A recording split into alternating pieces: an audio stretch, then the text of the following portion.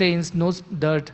He wrote at least 2, 3 times in one article because that impressed him, because that is something he does not see in other institutions.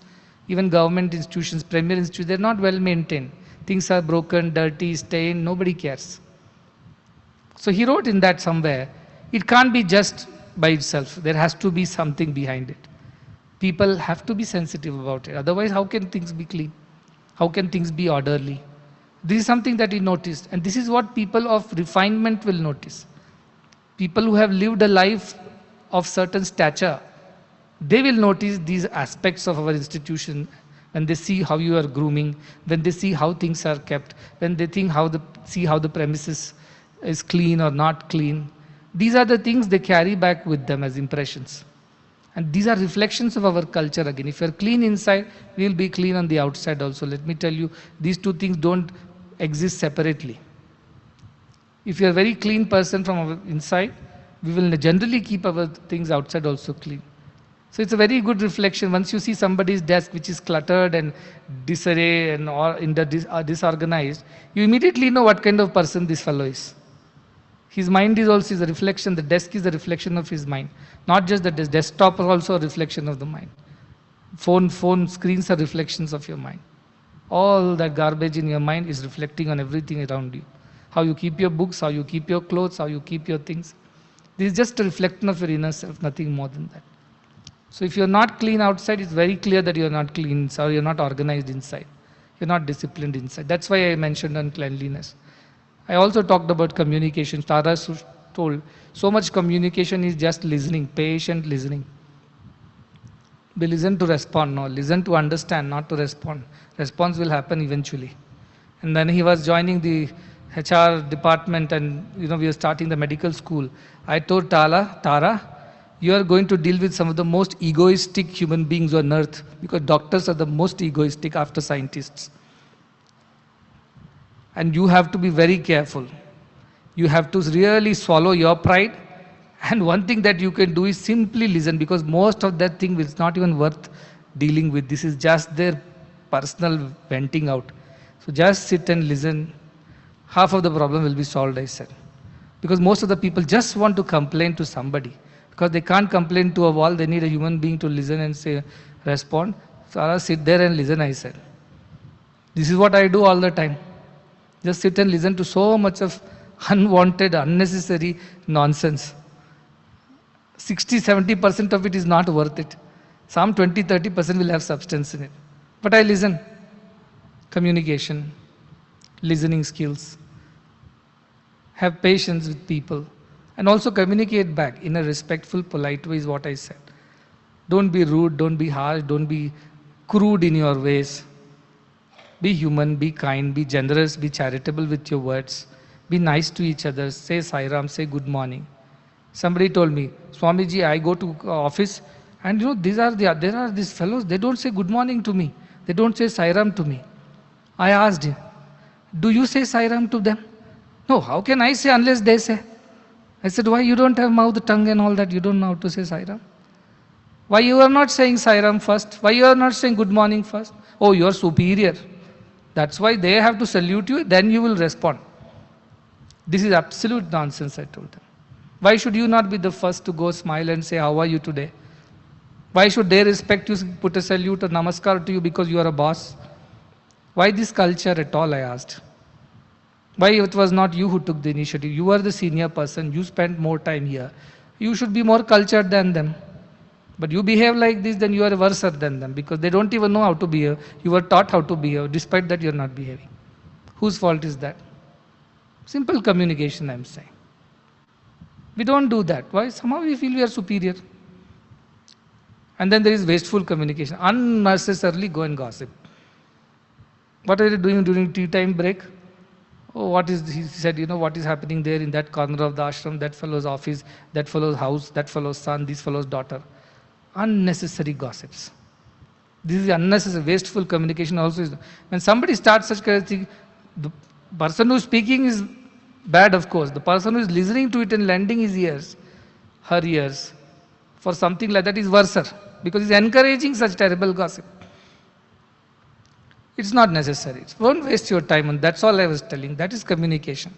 And also, no communication is always miscommunication. When you don't speak to each other because of whatever your egos and problems, you actually create more confusion because you give a chance to the other person to simply imagine more than what was necessary. I'll just give you an example. Two fellows I caught hold of, they were not talking to each other. I told them, you both need to talk to each other and have a conversation. They were not able to bring themselves to converse with each other. It took 2 days for me and consistent follow-up from my side.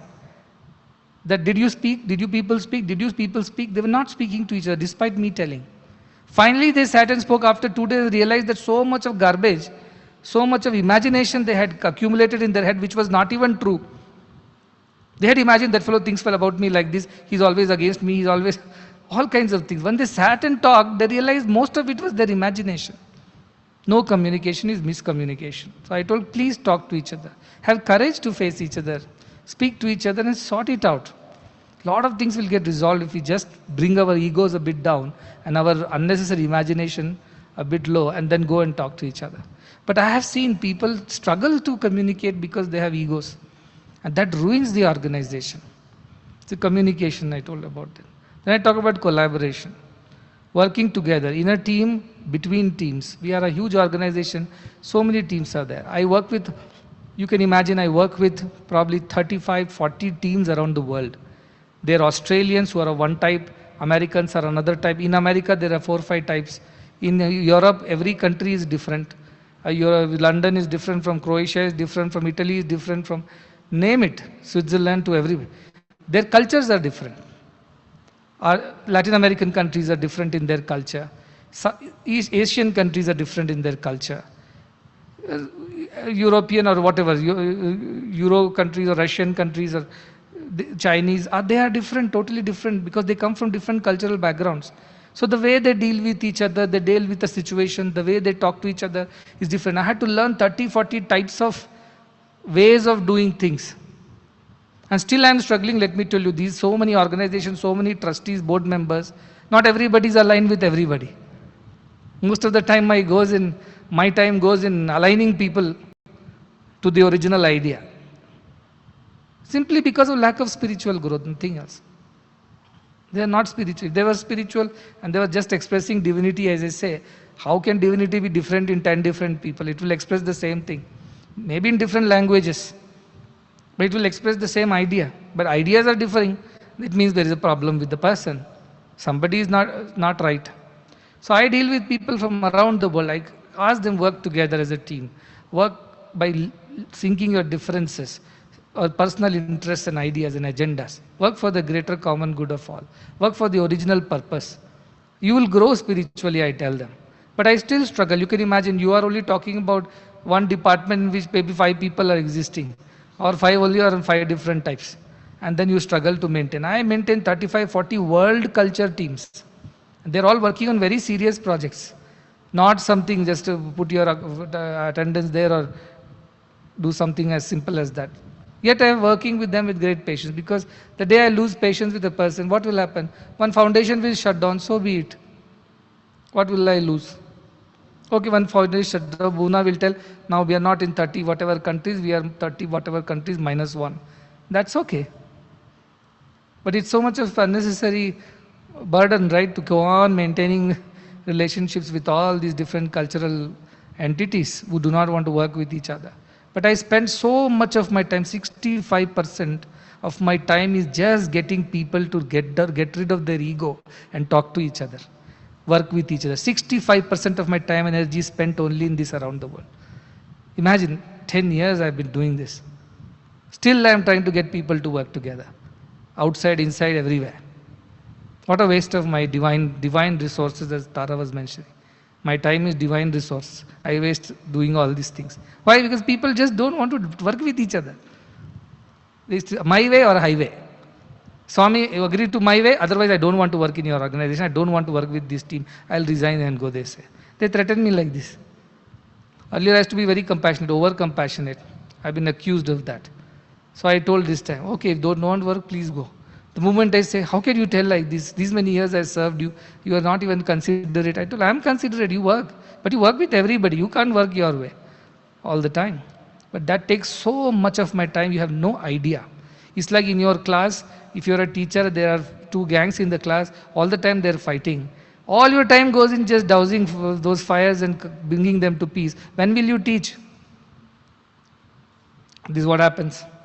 Politics of the country, like opposition party, they keep pulling each other's legs, country never progresses. So get rid of that. Work together. And cross-cultural teams, not only one team in one department.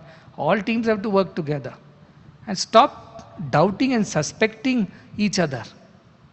That's when we stop working with each other. Because we doubt each other, we suspect each other, we are not trusting each other. That's when we don't want to work.